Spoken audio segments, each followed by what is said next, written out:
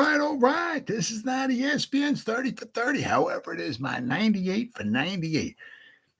The 98 seasons in the history of the New York Football Giants. I'm going to try to get it done in 98 days. That's probably not going to happen. However, I'm going to get it done before the beginning of the new year, which starts September 10th against those Dallas Cowboys. So finally, thank you. The stars started to align, the planets came together and all that. And the football gods from above looked down on the New York Giants and said, "You've suffered enough. This is your 18th season without going to the playoffs. You know, past 17 seasons, you've only had 2 winning years. It's time." Right? All the pain and suffering we went through and all that stuff, things started aligning, right? We had Bill Belichick. We had him a couple of years now, 1981. Some guy by the name of Bill Parcells became the linebacker coach. Maybe you heard of him. Then, of course, there's some guy that we drafted by the name of Lawrence Taylor. So, I mean, things all just started aligning. So, I mean, not only, did we get a winning season, actually the first one since 1972, but we actually went to the playoffs first time since 1963, 18 years before the Giants went to the playoffs. Sometimes you actually almost thought it was like never going to happen. But, oh my goodness, it actually happened. What did Wikipedia got to say here about the New York Football Giants here? 1981 New York Giants was the franchise's 57th season in history of the National Football League. 57th season for the Giants, 62nd season for the NFL. NFL started in 1920, Giants started in 1925. The Giants are 5 years younger than the NFL is.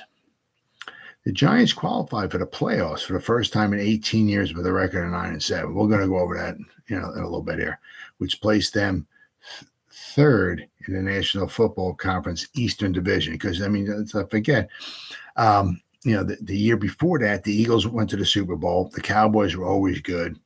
And this was a little bit of a down year for the Redskins. However, the Redskins would start bouncing back. The Redskins would go to the next 2 Super Bowls. So, the Redskins started coming on. So, the NFC East was really, the NFC East was good. In the 70s, it was good. The 80s, it was good. The 90s, it was good. We're in prime NFC East territory right now. Now the Giants started getting a little bit better. The Eagles, for a couple of years were okay. The Cowboys were always tough. The Redskins started coming on. So it was a good time. Good time for the NFC East. The Giants qualified for the postseason thanks to a overtime victory over the Dallas Cowboys in the last game of the season, coupled with a loss by the Green Bay Packers in the wild card playoffs. Giants defeated the Eagles 27-21 at Philadelphia's Veterans Stadium in the wild card round of the playoffs. The Giants' season ended with a 38-24 loss to the 49ers in the divisional round. And, of course, the 49ers would go on to win the Super Bowl. So, let's see here. The 1981. Well, we'll just go over the preseason here real fast. Giants had 4 games. Right, once they started with the 16-game schedule, which started in 1978, the preseason games went down to 4. So Lawrence Taylor's first ever game was August 8th, 1981, away against the Chicago Bears at Soldier Field, and he had 2 sacks in that game.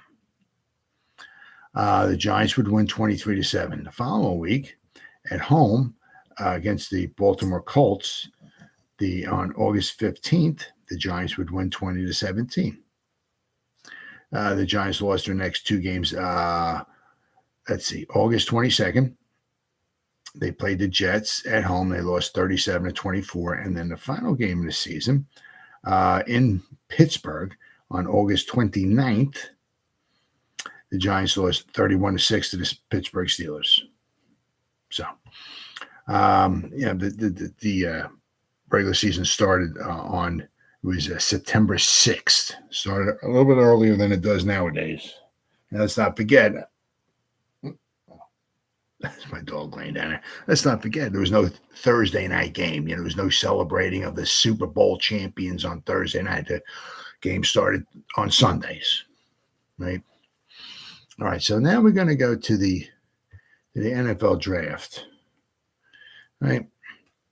And I still, to this day, I still cannot figure out what the tiebreaker was between the Giants, the Jets, and the Seahawks was, because all four of them wound up 4-12. Obviously, the Saints were 1-15. So, I mean, it was odd because the Giants, let's say, the Giants in 1980, okay, because I mean, to try to figure out how the who got the second overall pick, who got the third overall pick, who got the fourth overall pick. It was, I'm not exactly sure, to be honest with you. Somehow the Giants won. I mean, because, see, the thing is, if you go head to head, the Giants beat the Seahawks. The Giants and the Jets did not play each other. The Giants beat the Seahawks, and the Seahawks beat the Jets. But the Giants and the Jets did not face one another. So, I mean, the thing is that, there's obviously there's multiple teams involved with the same identical record, and they're from different conferences. So I'm not exactly sure. I looked at strength of schedule with common opponents and stuff. So, I mean, somehow the Giants were really a hot mess in 1980. I mean, their point differential was horrible. I mean, it just so. However they wound up winning the tiebreaker, they wound up with the second overall pick. And I was just listening to the portion of the 1981 NFL draft on. Somebody had a copy of it, and they put it on. It was funny, after the Saints picked George Rogers, within a minute, Pete Rozelle was reading off the Giants pick within a minute. It was really funny because he was sitting. It's not the way it is nowadays. Obviously, when Roger Goodell comes in, he walks off the stage. He comes back 10 minutes later, whatever it is, reads the next one. Pete Rozelle was behind the microphone. He read the George Rogers, New Orleans Saints, George Rogers. Then you see him. He puts the pick down on a table. Then he goes, sits down behind the podium, sitting down, and you see he's smoking a cigarette. He picks up his cigarette. It's already lit, and he's puffing on it. He's sitting behind the podium, waiting for the next pick. And he's just smoking a cigarette. It just goes to show you how things have changed. But I think within like 5 minutes, the top three draft picks were all picked. The Jets took Freeman McNeil. I don't want to say funny, kind of not funny, whatever you want to call it, thing kind of going on here. Was, I mean, for the wound up being for the Jets. Let's see. Oops. The Jets, their record, they were 3-12 going into the last game of the season in 1980 to get for the draft picks. So they had the they had the second overall pick. They actually, it was kind of funny because the Jets were the only team to lose to the Saints, who were 1-15. So you figure the Jets would have beat the Saints, or should have beat the Saints. So the Jets, the final two games of the season, the Jets were 3-11. So in the 15th game of the season, they played the Saints, who were winless, did not win a game. The Saints were on the road against the Jets. The Saints beat the Jets 21-20. So the Jets, so the Saints finally got a win, but the Saints have pretty much locked up the number one pick. So the Saints After they won, so the Jets fell to 3-12. So with one game left to go in the season, the Jets had the number 2 overall pick because the Giants already had their 4 wins, and I believe the Seahawks had their 4 wins as well. Actually, the Seahawks won all of their games like early on. They lost like the last 8 or 9 games of the season to get them at 4-12. The Giants, they had already had 4 wins. Let's see, who was the Giants' final game of the season here? Was that it? Yeah. In 1980. Giants' final game of the season, they lost to the Raiders. So the Giants Giants beat the Seahawks and were 4-10. They lost their final 2 games. So going into the final game of the season, the Jets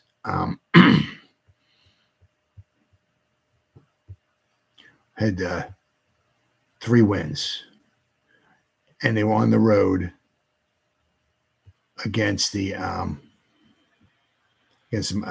Miami Dolphins.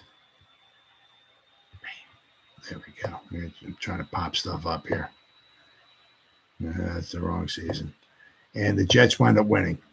The Jets won their final game of the season. They beat the Miami Dolphins, which gave the Jets four wins. So we pop it up here. There we go. They beat the Dolphins in Miami 24-17. The Jets beat the Dolphins 2 times that season. They beat them 17-14 at Shea Stadium. Then in the Orange Bowl, they beat them 24-17. So going into the last game of the season, the Jets had the number 2 overall pick. Now, if they just laid down and lost, I mean, that stuff really doesn't much happen in the NFL. You got guys out there playing. They're playing for pride and all that. So that's it's things like that doesn't really happen. Except maybe when you're the Eagles and you want to keep the Giants out of the playoffs, you put your 13th-string quarterback in there to make sure that the Eagles don't beat the Redskins or the Command, whatever their team was at the time. So if you're Peterson, the coach. So for the most part, it doesn't happen, except when the Eagles want to try to shove it up the Giants' rear end, so keeping the Giants out of the playoffs. But the Jets won the last game of the season, giving them 4 wins. So instead of picking second, where they would have took Lawrence Taylor, they were picking third, and they took Freeman McNeil. So that wound up being a real good pick, for them. But,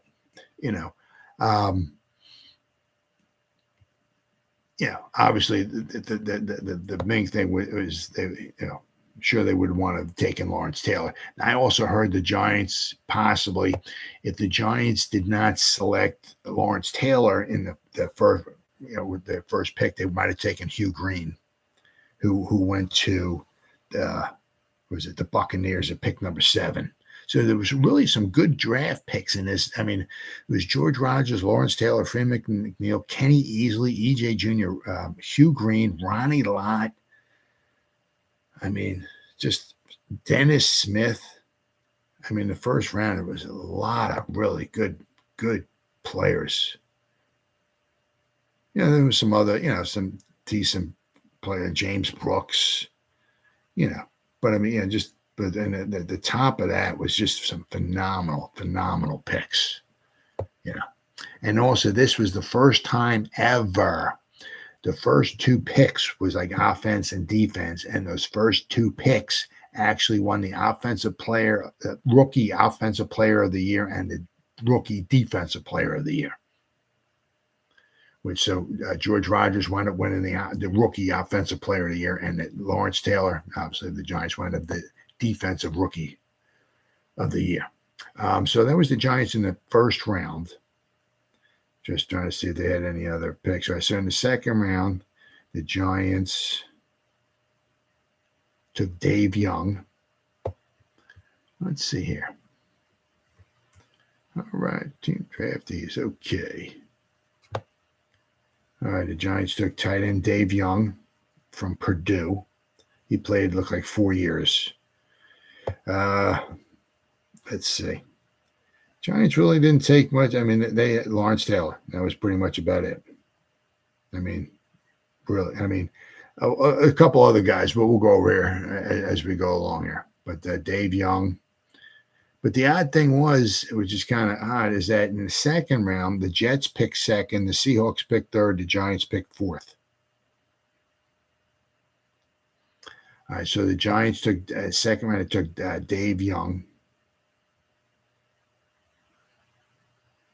All right, and the third round here, the Giants took John Missler, who wound up being pretty. I'm not sure if it was injuries cut his career short or whatever, but it was. I think he was listed as a wide receiver. Was a wide receiver? Yeah, wide receiver from Arizona State. He played 4 years. He caught 72 passes, 737 yards. But he only played the 4 years. I mean, nobody had an extended period of time for the Giants. Even there's another guy coming up. All right, so now in the round 4, the Giants took Clifford Chapman. Let's see. Round 5, the Giants took Bill Neal, who was a very good player for the Giants, but he only played 4 years as well from Pittsburgh. He was a nose tackle, number 77, I believe he was. He was a decent player. I'm thinking maybe once again injuries maybe derailed his career, but I mean, so basically, I mean, and then did he even play? I'm just looking at their next pick here. No, he didn't even play for the Giants. All right, so I'm gonna go over this guy here. So we got so that's in round 5, right? Giants. They took who was a good player. Bill Neal was a decent nose tackle. He just, as I said, I'm not sure if it was injuries or what. Then the Giants in the 6th round, they traded their pick away. They got Bo Matthews from the Chargers, and the Chargers took Andy Gissinger. All right, so let's see here. So that's round 6. Make sure there's no. Okay, the Giants and the Eagles traded. The Giants traded Joe Pisarcik to the Eagles for their 6th round pick, and they took Edward O'Neill on what was it? 6th round, 1860. Edward O'Neill. So, Giants got Edward O'Neill for Joe Pisarcik. All right, then the Giants took Lewis Jackson in the 7th round. Yeah, once again, I mean, these are later round picks, but I mean, as I said, I mean, the Giants, then they took John Powers in the 8th round. Then the Giants and the Broncos made a trade in the 8th round. The Giants traded Emery Moorhead to the Broncos for their 8th round selection, and they took Mark Reed. Then the Giants traded Otis McKinney to the Raiders for their 8th round pick, and they took Billy Ard, which wound up being a good pick because he was the starting guard for the Giants in the 1986 Super Bowl team. So Billy Ard, that wound up being a good trade for him. Good trade for him. But I mean, it was once again, they had Otis McKinney. He'd only played for him for like a year or two. It was either 79 or 80 they drafted him, the defensive back. And they traded him away. So, but at least they got Billy Ard, who wound up being a serviceable guard. So he was good enough to win a Super Bowl with. So, all right. So then in round 9, the Giants took Byron Hunt, who how long did he play? Oh, okay. All right. So he they had Billy Ard, who played from 1981 to 1991, and then they got Byron Hunt, who played from 81 to 88 for the Giants. And Byron Hunt would be very, very instrumental for the Giants making it to the playoffs. But we'll go over that in just a little bit here. But so they wound up with Billy Ard and Byron Hunt. So those two guys, coupled along with Lawrence Taylor, had some nice long careers for the Giants. Now, once again, it was George Young, right? He came in as a GM in 1979, so he started making some good draft picks. So the Giants started filling out their roster, building up toward getting that initial Super Bowl in 1986.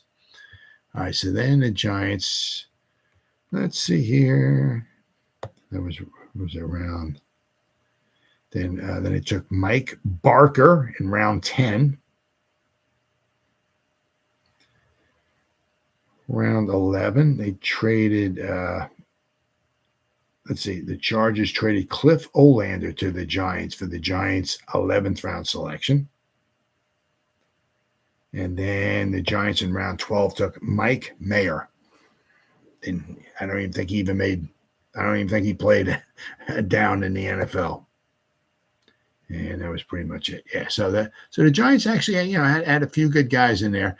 The 1980 draft was a little weak. They took Mark Haynes, but other than that, it was a little weak. There was no other player I can remember that really had nice long careers. But at least the Giants were between Byron Hunt, Bill Yard, and Lawrence Taylor. Those three guys had some nice long careers for the Giants, and they did pretty good there. All right, so let's go now to the Giants, their season. All right. I mean, they obviously one guy. It was just simply amazing. One guy turns everything around.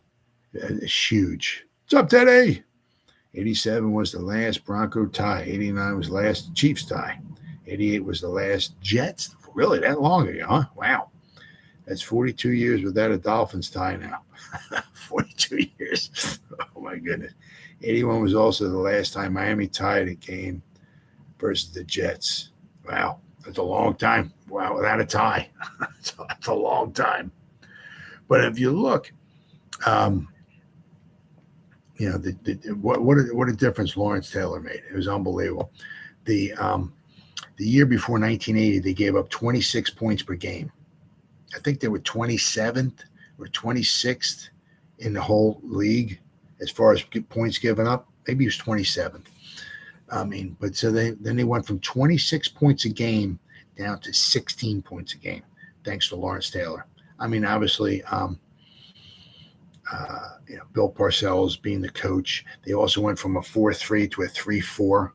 Now that they had the horses, they had Byron Hunt, right? But they had Lawrence Taylor, they had Brian Kelly, Brad Van Pelt, Harry Carson, right? So they went from a 4-3 to a 3-4. And that really worked well too. But I mean, also with Bill Parcells' mind, coaching up the defense. He was the linebackers coach, I believe. Oh no, he was the defensive coordinator. I'm sorry, yeah. So with his mind, he really did a good job with the defense. But they knocked off 10 points per game because of Bill Parcells and Lawrence Taylor.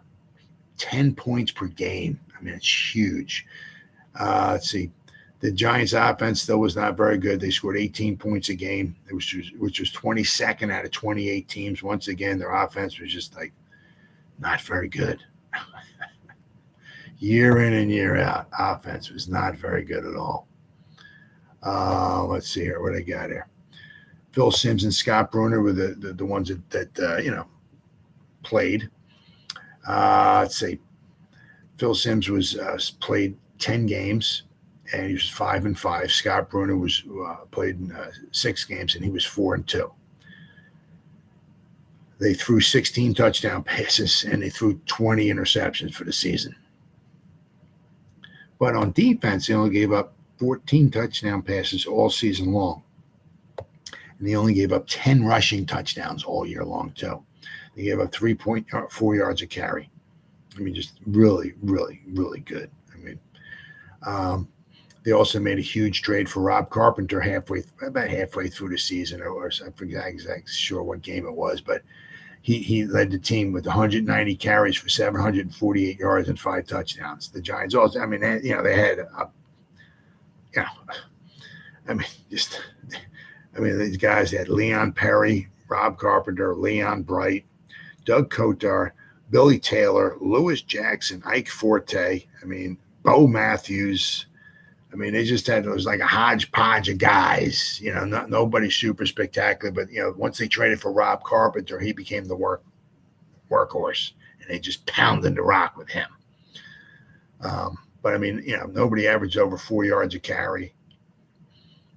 But let's see, Johnny Perkins led the team with 51 receptions. Gary Shirk had 42 receptions. As I said, there was nothing super spectacular about the offense at all. As I said, the defense is what kept them in, a lot of games. The defense only gave up between rushing and passing touchdowns, 24 touchdowns all year long in 16 games. So basically, they gave up 1.5 touchdowns a game. So basically, in every 2 games, they gave up 3 touchdowns. Just phenomenal job. Really, really good job. Joe Danello was 24 out of 38, 63%. So for him, that's not too bad. He made all his extra points. Let's see, Dave Jennings had a nice season. Yards per punt, 43.3. All right, what do we have? Giants had 44 sacks. I think they had 28 sacks or 27 sacks or so the year before. So they gave up 47. So their offensive line was still weak. But George Martin led the team with 11. Lawrence Taylor had 9.5, of course. Bill Neal, who they drafted, had 5.5 from nose tackle. Did he play all the games? He played all this. He started and played all the games, and he had 5.5 sacks from nose tackle. Harry Carson had 4. Gary Jeter, who only played in 12 games, he had 7. Phil Tabor, who didn't even start all the games, he had 2.5 sacks. But Lawrence Taylor, they used him a lot, and he would drop back in coverage a lot. A lot of times you look at highlights from the 1981 season. You look at some of the games, and the other team quarterback drops back to pass, and you're like, okay, Lawrence Taylor's going to sack him on this play. Yeah. Where is Lawrence Taylor? Where is he? Then the quarterback throws the ball, and you look down the field. Oh, Lawrence Taylor's covering a tight end or a running back. Okay. Yeah, I guess that makes sense. And time and time again, you look at game after game after game. And let's see. I know they played. Yeah, okay. You look at they when they beat the Falcons. That's on YouTube. It was an overtime win. They beat the Falcons 27-24 in Atlanta. Atlanta had the lead. The Giants came back and won. We'll go over this game in just a second here, but I know Atlanta had the lead. The Giants came back. Atlanta was winning 14-7. 14-7. Oh, they were winning 17-7. Falcons were winning 17-7, and then the Giants took the 24-17 lead. The Falcons tied it up 24-24, and then Joe Danello kicked a 40-yard field goal in overtime to win it 27-24. But if you look at that game, it's on YouTube. A lot of times, like I think it was Bartkowski would drop back the pass, and you're like, all right, we're going to sack him. Where's Lawrence Taylor? Come on, where's Lawrence Taylor at? Is he on the field? What's going on? Then Bartkowski would throw the ball, look down the field. Oh, yeah, Lawrence Taylor's covering somebody. Okay, yeah, all right, yeah, that makes, So, he had 9.5 sacks. Okay, if they used him in 1981 like they did like in 86 or so, when he was just pretty much, I can't say he didn't all the time, but, if they, the way he rushed the quarterback, in 86 and all, most of the time, if they did that in 1981, he would have had well into the double digits in sacks. I don't know, as I said, how many times I'd be watching stuff from 81, and it's like, why isn't Lawrence Taylor rushing the quarterback? What's going on? That's because they had him in coverage a lot. So the Giants started off, of course, once again, they played the Eagles. And the Giants lost the first game of the season to the Eagles at home, 24-10. Now, this was the Giants had not beaten the Eagles at home since 1972. So since 73, from 73 to 81, the Giants did not beat the Philadelphia Eagles at home. That would change in 1982. The Giants would finally beat the Eagles at home in 1982. But from 73 to 81, the Giants did not beat the Eagles at home. Unbelievable. Well, the Giants then, next week they went on the road. They played the Redskins, and they beat the Redskins 17-7. Now the Giants are 1-1. Following week, the Giants, the Saints, the team, we're not a very good team. The Giants beat the Saints 20-7 at home. So now the Giants are 2-1. The Giants lost a tough one to the Cowboys in Dallas. They lost 18-10. Now the Giants are 2-2. The Green Bay Packers came to town and they beat the Giants 27-14. So now the Giants are 2-3. Then the Cardinals came to town and the Giants would beat them 34-14. So now the Giants are 3-3. Then they would play the Seattle Seahawks and they would drub them 32-0 in Seattle too, in the Kingdom. They beat them 32-0. Now the Giants are 4-3. They would have that overtime win against the Falcons the following week in Atlanta. They won 27-24. Now they're 5-3. But this is where it started getting, they're thinking, 5-3 halfway through the season. You're thinking winning season. You're thinking playoffs. And then it's just started coming back down to earth. The Giants lost to the Jets 26-7. Now they're 5-4. The following week, the Giants would play in Green Bay, and they lost a tough one, 26-24. Now the Giants are 5-5. Then they would lose to the Washington Redskins at home, 30-27. And it was an overtime loss. And now the Giants are 5, and the Giants were 5-3, thinking maybe playoffs, winning season, this, that. Now 3 games later, they're 5-6. And their playoff hopes are starting to dwindle. Well, finally, the Giants beat the Eagles for the first time in 12 games. I believe it was 12 games. They finally snapped the streak against the Philadelphia Eagles. They went into Philadelphia at the vet, and they beat the Philadelphia Eagles 20-10. Terry Jackson had a pick six, or 30-something yard pick six. He ran it back for a touchdown and put the Giants up 20-10 to pretty much kind of put the game on ice. So now the Giants, after they beat the Eagles for the first time in 12 games, they beat them, as I said, 20-10. Now the Giants are 6-6. All right. 4 games to go. Still got a shot at a winning record and still got a shot at the playoffs. Well, the following week, they would lose to the San Francisco 49ers 17-10.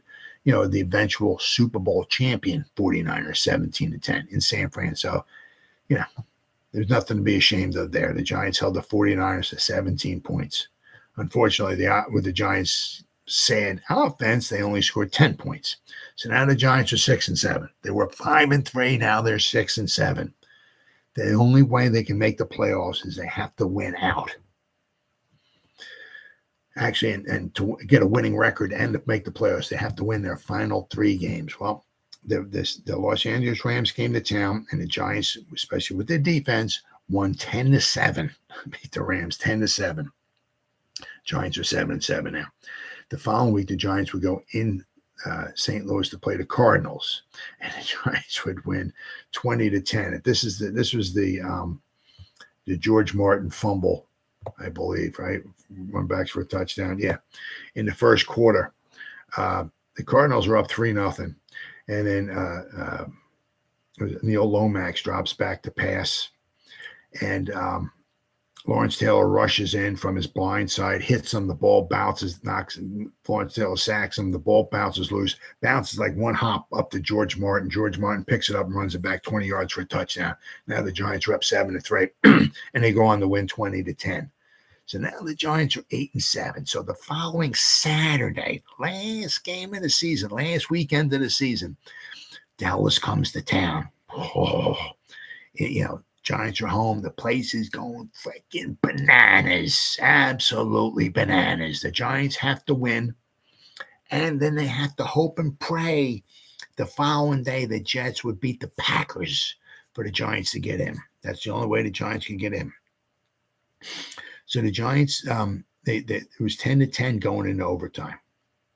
It's just a defensive struggle. The Giants' offense was not very good. The Cowboys had a good defense, so you knew the Giants probably weren't going to score much. But the Giants' defense really shut down the Cowboys. It was 10-10 going into overtime. Joe Danello had a field goal. I can't remember. He missed it. I can't remember if it bounced off I think it bounced off the upright. So he missed it. But it was very windy. So what happened on the very next ensuing drive, Danny White drops back to pass. Lawrence Taylor comes crashing in. and it almost gets Danny White. Danny White scrambles out to his left. Lawrence Taylor comes at getting him, and Danny White's got to get rid of the ball. He throws the ball like in the middle of back into the middle of the field. Byron Hunt, sees what's going on, jumps in front of the receiver, boom, picks it off, runs it back about 5 yards or so, gets tackled. The place is going bananas, freaking crazy.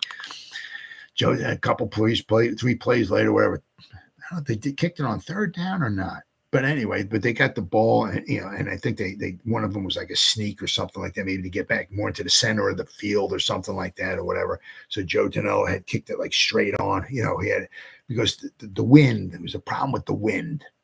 And Joe Danello was not always the most accurate kicker. So, but this time, when he kicked the ball, it went like almost like right down the middle. The place was going bananas. Whew. Man, I still get goosebumps thinking about it right to this day. If 40-something years later, unbelievable. The place is going crazy. Whew. Man, Giants had a winning record, but they still weren't in the playoffs yet. They had to hope and pray that their crosstown rival, the New York Jets, would take care of business. And that they did, because the game was on Saturday, the Giants and the Cowboys. So on Sunday, the very next day, the Jets handed the Giants a Christmas present. They beat them 28-3. They beat them 28-3. They beat the Green Bay Packers. So actually, the Jets and the Giants in 19. I mean, think about it. The Giants picked second in the draft. The Jets picked third in the draft because they stunk so bad the year before. They were both 4-12. Well, they both made the playoffs. The Jets were 10-5-1. The Jets went from 4-12 to 10-5-1. Unfortunately, they lost a really, really, really good, exciting playoff game to the Bills at Shea Stadium, the wild card game. What a great game that one was. All kinds of turnovers. But so the Giants went from 4-12 to 9-7. So the Giants made the playoffs. Unfortunately, it wasn't over just yet. I mean, the wild card game, right? They played the Eagles at the Vet. Wally Henry gifted them. Not gifted, but I mean, He screwed up on a kick return. He fumbled a kick return. The Giants recovered it in the end zone for a touchdown. He returned a punt. Lawrence Taylor came down. While he wouldn't waive for a fair catch. He caught every punt. Got to give the guy some credit. A lot of credit. Gutsy. But the one time he was waving, let's see, I hope the Giants tie the 49ers at 20. Hey, that would be cool. I know they're not going to be favored in that game. That's for sure. Neil Lomax had 2 tie games. Oh, didn't know that. But I mean, Wally Henry, he fumbled a punt. He was trying to catch a punt. Just as he caught the punt, Lawrence Taylor came down. And if you asked, Lawrence Taylor said, I think he said he hit him like right here. Ball comes out, Giants get it, and then the Giants wind up scoring from there. The Giants were up 20. Was it 27-7 at halftime? Because I don't think they scored in the first. I don't think they scored in the second half. They scored a bunch of touchdowns early. They scored 3. They were up 27-7 at halftime. They didn't score at all in the second half. The Eagles scored 1 touchdown in the third quarter to make it 27-14. They scored a late touchdown in the fourth quarter to make it 27-21. Giants got the ball back. They had to get a couple first downs to run the clock out. And that's exactly what they did. They kept handing the ball off to Rob Carpenter. He wound up with 33 carries for 161 yards. And they were able to run the clock out. They just kept, and the Eagles even knew it was coming. The Giants were just going to hand the ball off. And Rob Carpenter kept I think they got 2 first downs, and they were able to run the clock out. Giants beat the Eagles for 27-21. Actually, that was the first playoff victory for the Giants since 1956 when they won the championship game. So it had been a long, long time in between playoff wins. So that gave the Giants the right the following week in the divisional round to go against the soon-to-be crowned champion, Super Bowl champion, the San Francisco 49ers. The Giants didn't have much of an was it? Yeah, the Giants were in there. Actually, at one point, it was 24-17. Johnny Perkins scored a 59-yard touchdown pass from Scott Bruner. It was 24-17 going into the fourth quarter. So it was a close game. But then the 49ers got 2 touchdowns, and it made it 38-17. The Giants scored a touchdown from Johnny Perkins from Scott Bruner, but that was late in the fourth quarter when it was pretty much kind of like, out of reach by them. Ronnie Lott, he picked the pass off, ran it back 20 yards for a touchdown to put the 49ers up 38-17. So the Giants had a hard time stopping their passing game. I mean, Joe Montana, I'll tell you what was he? He had 304 yards passing. A lot of that was in the first half. Second half, he had like maybe 50 yards passing. He had a lot of passing yards in the first half. Let's see, what was it?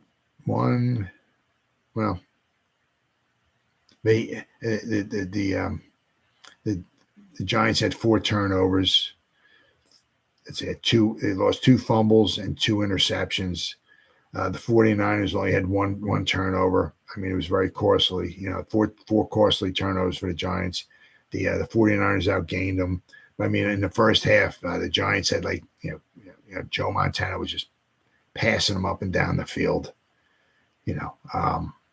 And then they had 135 yards rushing as well too. So the Giants defense was not up to par with trying to stop the 49ers that day. I mean, the 49ers were just on a roll, and they would wind up winning the championship game, obviously, and then they would wind up winning the Super Bowl. So let's go to the 1981 NFL season here, and we'll go over this real fast here. All right, in the AFC, the Dolphins would win with a record of 11-4-1. The AFC East had 3 teams in the playoffs. The Jets were 10-5-1. They were one of the wild card teams. The other wild card team was the Buffalo Bills at 10-6. Cincinnati Bengals would win the AFC Central with a record of 12-4. The San Diego Chargers would win the AFC West with a record of 10-6. So in the playoffs, the wild card game, fantastic, exciting game. A lot of turnovers though. The Bills beat the Jets 31-27 at Shea Stadium. So in the divisional round, Buffalo would go to Cincinnati. The Bengals would win 28-21. And the Dolphins and the Chargers were in one of the greatest games of all time. The Chargers would wind up winning 41-38 in overtime. Fantastic, unbelievable, incredible game. And so in the AFC Championship game, it was like 50-something degrees below zero with the wind chill factor. It was ungodly cold. The Bengals beat the Chargers 27-7. One of maybe the coldest game possibly ever with the wind chill. I think it was. Not temperature-wise. It was with the wind chill. It was ungodly cold. So that sent the Bengals to the Super Bowl. Of course, in the NFC, right? The NFC East had 3 teams who went to the playoffs. The Cowboys won with a record of 12-4. The Eagles were in second place with a record of 10-6. The Giants were in third place, record of 9-7. So the Eagles and the Giants were the wild card teams. The Buccaneers won the NFC Central with a record of 9-7. The San Francisco 49ers with a record of 13-3 won the NFC West. So in the wild card game, we just went over. The Giants beat the Eagles 27-21. So in the divisional round, the Giants went to play San Francisco. San Francisco would wind up winning 38-24. As I said, in the first half, I said Joe Montana had like 250 yards passing, I think it was, in the first half. Second half, the Giants really shut him down passing-wise, but the 49ers were able to run the ball a little bit better in the second half, though. And I said the Giants' defense was just not up to snuff, and the 49ers just scored 38 points. It was really, it was tough, really tough. So the 49ers were the better team. They won 38-24. So in the Dallas and Tampa Bay played each other. Dallas won 38-0, which set up the championship game, which was known as the catch. Dwight Clark in the back of the end zone with the catch. 49ers won 28-27. So it set up the Super Bowl between the 49ers and the Bengals. It wound up being it was an exciting Super Bowl, although at the end there, let's see, it was 26-14. The 49ers kicked a field goal to make it 26-14. The Bengals got the ball, marched down the field, and with 16 seconds left, they scored a touchdown to make it 26-21, but it was too little, too late. Once again, I think turnovers caused was a difference here. The Bengals had 4 turnovers. The 49ers only had 1 turnover. And, of course, then there was the goal line stand. The Bengals got down inside, I think it was the 1-yard line, or at the 1 or whatever it was. I can't remember exactly what quarter it was, but they had the ball, and they went for it 4 times.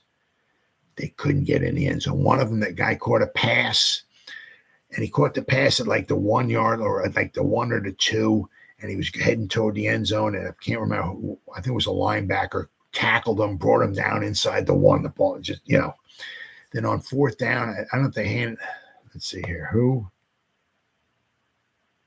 I think it might have been Pete Johnson, who's a big running back. They handed the ball to him. He got stoned at the line of scrimmage.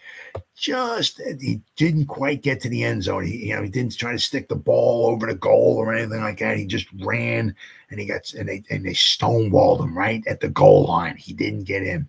Had he gotten in and scored the 7 points, right, things might have been a little bit different. But I mean, it just, everything fell the 49ers' way. They were a very good team, very well coached. I said, but they said the 4 turnovers the Bengals had, plus I said the fact that they got it down to the 1 yard line. They ran 4 times. Well, not ran, but they had 4 cracks at the goal. Had to get a yard, couldn't do it. And so they got stopped right there. So, I mean, the 49ers were the best team in football. They had the best record of 13-3. And, they wound up winning. So that wound up starting off, because the 49ers would just, they would win 81. Then they won 84. Then they won, then it was the repeats. There was no 3-peat those, but they won in 88. They won in 89. Then they won in 94. So, I mean, between 81 and 94, they won 5 Super Bowls. So, with Joe Montana, Steve Young, Bill Walsh there for a while coaching, Jerry Rice, and all, Roger Craig, and on and on and on. I can go with all Ronnie Lott, phenomenal team. So, I mean, basically you had the Packers of the 60s, right? Then in the 70s, of course, you had the Steelers winning 4 Super Bowls. So in the 80s, you had the 49ers winning 4 Super Bowls. And then in the 90s, you had the Cowboys winning 3 Super Bowls. And then, in Mr. Brady's neighborhood, the Patriots started winning. So, but 1981 started the Bill Walsh and Joe Montana. There was they started their decade of dominance starting in 1981. Best team in football, and unfortunately they beat the Giants in the playoffs. So it is what it is. But that wraps up the 1981 season for the New York Giants. Unfortunately, they would take a little step back in the next couple of years. Ray Perkins was only going to coach for the Giants one more time, and then he was going to go back coaching in the NCAA. He's going to go to Miami, Alabama, and then some guy by the name of Bill Parcells would take over as the head coach of the Giants in 1983. So, so the next 2 seasons, 82 and 83, losing seasons, no playoffs or nothing like that. But 1981, we finally broke the streak. The wilderness years were over. Finally wasn't the first winning season since 1963, but it was our first playoff appearance, 1963. The Giants, we had to wait 18 seasons for the Giants to make the playoffs. And they finally, 1981, thanks to Lawrence Taylor, Giants finally made it. So that wraps up the 1981 season. I'll be back again tomorrow night with the 1982 season, which just happened to be the 58th season in the history of the New York Giants. I'll see you there.